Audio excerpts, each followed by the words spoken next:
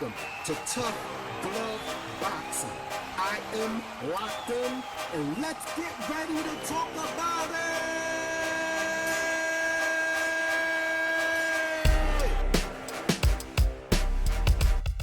What's good, everybody? I'm locked in. Welcome to another episode of Tough Glove Boxing. First of all, as always, I want to take the time to give a salute to all the tough girls and tough guys that apply pressure to that like button for your boy. I truly appreciate it. If you're new to the channel, I welcome you to hit the subscribe button, become part of the Tough Glove family. We're a small family, but we're a strong family, and you don't have to agree with everything I say. All you got to do is do what I do and love the sport of boxing. Now, with that said, get in the comment section out your feelings. We got a video that might trigger a few people today, but I feel like it needs to be spoke about. The name of my channel, Tough Glove Boxing, true unbiased fight fan, glove boxing. And so I gotta be as honest with any situation dealing with boxing as I can, right? The question I wanna know, with this upcoming match we got between Claressa Shields and Hanna Gabriels, a fantastic fight. I'm telling you, you don't want to miss this fight. Their first fight was actually one of Claressa's hardest fights, okay? Even from a technical standpoint. And Hanna Gabriels, she's facing somebody who is a power puncher, okay? She's facing somebody that does have technical ability, that does have footwork. The only thing that I felt like from watching the first fight over again, because I've seen it a million times, but I watched it over again recently just so I can be accurate with this video, is that she needs to be able to find her range quicker before she gasses out, okay? And she needs to stop leading with her head, okay? Now, with that said, and maybe she needs some better defense. Now, maybe she does need some better defense, but from what I understand and from what I got from their press conference, it looks like Hanna Gabriels is coming to give Claressa all of that smoke. And I quote, Hanna Gabriels said that Claressa believes that she's so good and her skill level is so high that she'll never get her Katie Taylor, Amanda Serrano war. Hanna Gabriels admitted to everybody, right, how accomplished Claressa Shields was. However, she also said that she was going to be the one to bring Claressa Shields that fight that she's been asking for. Now, I know a lot of you thought you saw it with Savannah Marshall, and Claressa Shields did immediately after the fight say Savannah Marshall's was her hardest fight, right? She wasn't used to somebody constantly putting on that much pressure, and she really blew past Savannah Marshall. Savannah Marshall, she won about maybe 3-4 rounds if you ask me, but Claressa Shields definitely dominated that fight. Now, however, I've always also said Hanna Gabriels was one of the most avoided fighters in the game. And during her long layoff, I thought she actually retired, but it turns out she was getting ducked by a lot of fighters. And Claressa Shields, in this very press conference, also admitted that Hanna Gabriels has been getting ducked by a lot of the fighters. Now, here's my problem. Anybody who's ever seen a video that I've done of Claressa Shields is always me speaking highly of her, always coming to her defense because I understand how great she is. However, and being fair and being unbiased, I need to ask you guys, did Claressa Shields duck Hanna Gabriels at 154?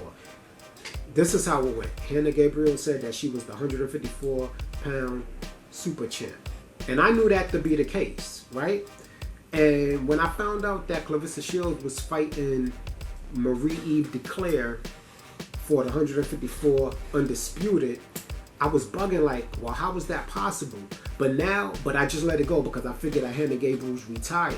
Come to find out, the WBA elevated. They took the status away from Hanna Gabriels, who everybody was ducking, and just elevated Claressa Shields to WBA Super so that her fight with Marie-Eve DeClaire would be for undisputed.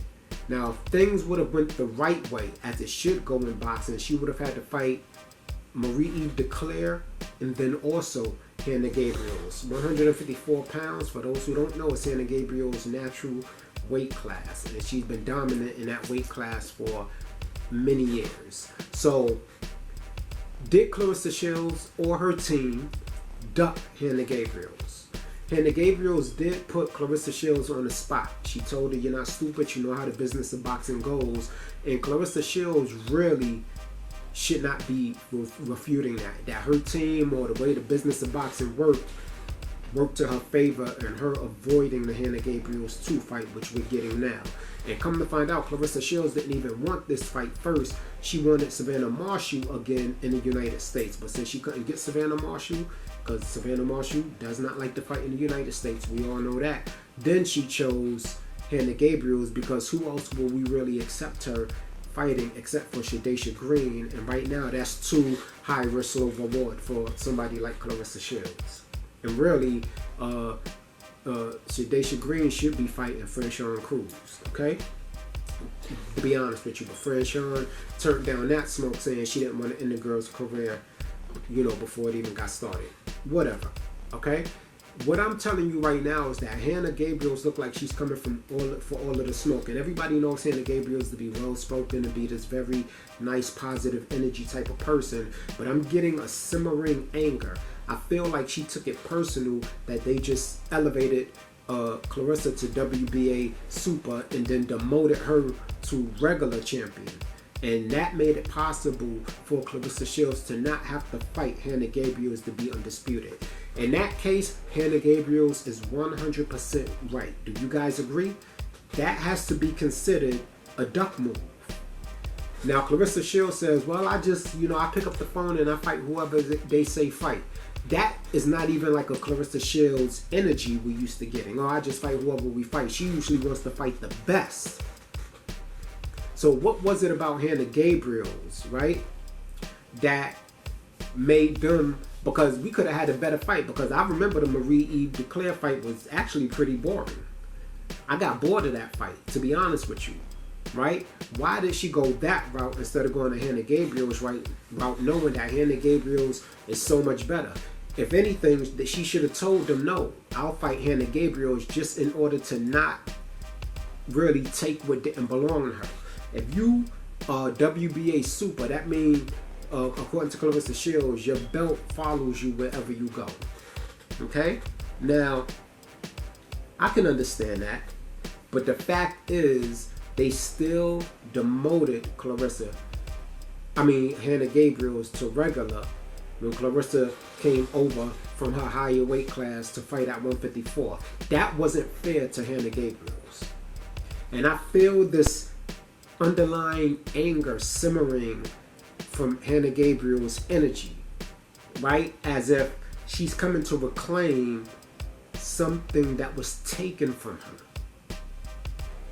Even in her face rub, you can see she has no shake in her whatsoever. She looks like she's 100% ready for this fight. And I know she's been out the ring for a long time, and that puts her at a disadvantage because Claressa Shields has been very active.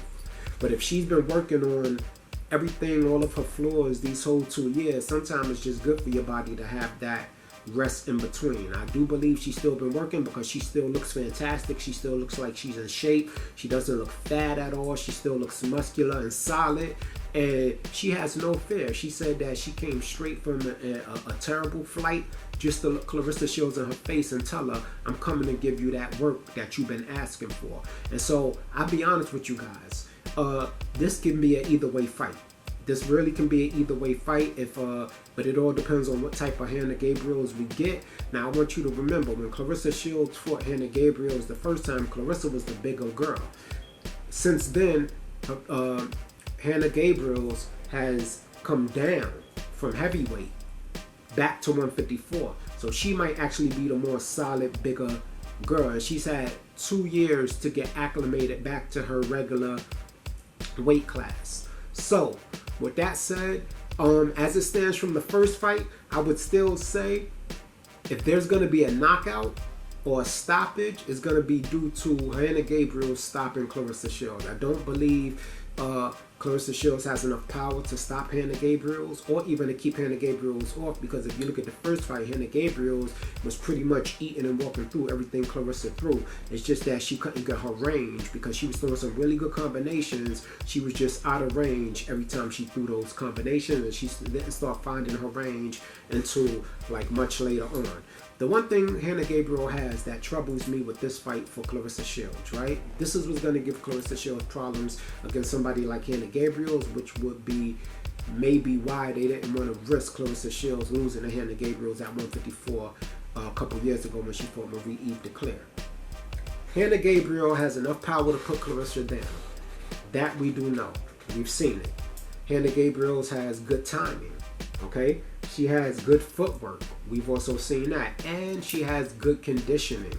Right? Now, whether her conditioning is better than Claressa Shields, I don't know. She's a lot more active as far as movement in the ring, so she may gas out quicker than Claressa Shields, but she fought up until the last second in their last fight, so I have no reason to believe that, unless her 40 years of age catch up to her, that she's going to slow down at any point during the fight. I'm curious to see what Hanna Gabriels we get this time. She seemed very, very angry, although she did keep her composure during the press conference when they had to face off. Matter of fact, first of all, during the whole press conference, I've never seen Claressa Shields look so docile. And I know this is just the first press conference. She's probably going to get more dog-like as time gets closer to the fight. But right now, if you look at that press conference, I'm going to tell you, Hanna Gabriels won that press conference. She won that first press conference. She had Claressa Shields unnerved. Claressa Shields was very calm and docile, very respectful, more than you normally see her with her opponents. And I think that this is going to be a classic women's fight. And I think Hanna Gabriels is going to force it to be that. And we all know Claressa Shields doesn't shy away from combat, but she's going to have to be a little wary because that uppercut is a good punch from Hanna Gabriels, and she knows how to throw it well, and she's usually spot on when she does throw it. If she can just find her range a little earlier, I'm looking for this to be an all-out war. And the other thing I want to say is this. I love Claressa Shields and her accomplishments. I've been following Claressa Shields ever since her T-Rex documentary came out, okay? That's when I really started doing my research and really started backing her through everything that she's been through, okay? So I'm not taking anything from Claressa Shields. As far as I'm concerned, she's the GWOAT in the game right now. She's the face of women's boxing right now. But Hanna Gabriels deserves to be celebrated a lot more than she gets celebrated. I hope this is the fight that's going to open up other opportunities for Hanna Gabriels because she deserves to be up there with the Claressa Shields and the Savannah Marshalls and the Amanda Serranos and the Katie Taylor. She's a 4-division world champion. She's very accomplished and she barely has an amateur background, which means she was learning on the job. So with that said, I can't wait for this fight to happen. I have Claressa Shields winning, right, by maybe a split decision this time, or Claressa Shields getting knocked out by Hanna Gabriels. But to be honest with you, I really don't even really see that. I just know it's a possibility because of the type of puncher that Hanna Gabriels is. And she is going to do a lot of things Claressa is not used to her opponents doing. Hanna Gabriels works the body. She throws combination. She doesn't shy away from combat. And yeah, she's going to give Claressa all she can handle. And when you look at the press conference and you see the energy that she has, you can tell that when they demoted her to WBA regular champion and elevated Claressa Shields so she could bypass her for undisputed at 154, she took that very, very personally. She even said that's what ignited this fire in me. And she said out of her own mouth that Claressa Shields would have been better off fighting her 2 years ago because now she's just going to have to face a whole different monster. Get in the comment section. If you haven't watched the Claressa Shields Hanna Gabriels first fight, go back and watch it. Let me know if you agree with what I said. Let me know if you disagree with what I said. Matter of fact, just flat out tell me who you got winning and why. Now, like I said, right now the burden of proof is on Hanna Gabriels because she did lose the first fight despite dropping Claressa Shields. Claressa Shields was able to outbox her after that, okay? But what I will tell you is this. Hanna Gabriels cannot be counted out.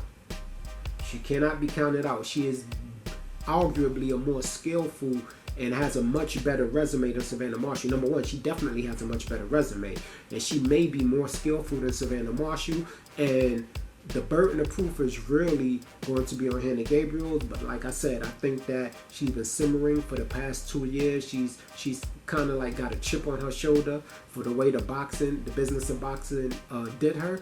And I feel like she's coming out to give Claressa Shields that war and to let people know that, I'm still here. And I'm still very much a threat in the sport of boxing. Does she beat the GWOAT? I don't know. I don't know. Claressa has a very, very high skill ceiling. She used to deal with all kind of styles. She has more power than you guys give her credit for. But like I said, in that first fight, Hanna Gabriels was walking through Claressa Shields' punches, and she was getting hit with some really clean shots. Okay, so this is a Claressa Shields that we have now, who's obviously a much better fighter. Hanna Gabriels says she's a much better fighter. But if Claressa Shields can't get the respect of Hanna Gabriels early, the way she got it with Savannah Marshall, she's going to be in for a long night.